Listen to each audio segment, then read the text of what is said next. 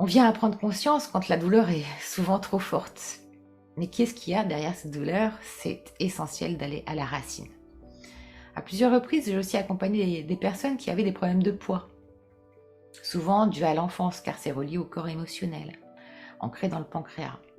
Et qu'il s'agisse de boulimie, d'anorexie, de stress, d'anxiété, de compulsion, s'il y a un problème dans ce corps émotionnel, c'est que l'enfant que vous étiez n'a pas reçu la nourriture affective, psychique et émotionnelle qu'il aurait souhaité avoir. Donc il y a un manque.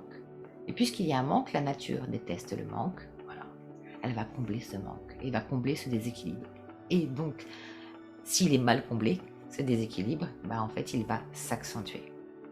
Alors, si vous vous sentez concerné ou quelqu'un de vos proches, la question est qui vous a gavé, entre guillemets, dans votre vie?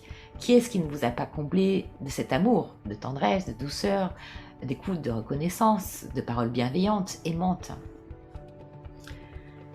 Ce poids peut être vraiment une réelle souffrance et une obsession, peut-être malgré vos efforts, et peut-être que vous ne vous l'expliquez pas suite à des régimes, etc. Il peut être aussi à un autre niveau. J'ai pu aussi identifier à plusieurs reprises que ces prises de poids étaient en lien avec l'histoire familiale, certains membres de la famille ayant vécu le manque, les guerres, le manque de nourriture.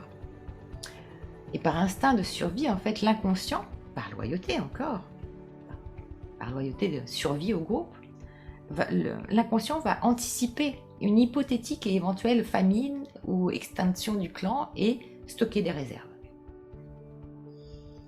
Bien sûr, ça va être propre à chacun, mais encore faut-il en fait identifier son histoire pour avoir cette clé de compréhension. C'est la même chose pour les problèmes de dépendance aux drogues, aux jeux, à l'alcool, ça se rejoue en fait.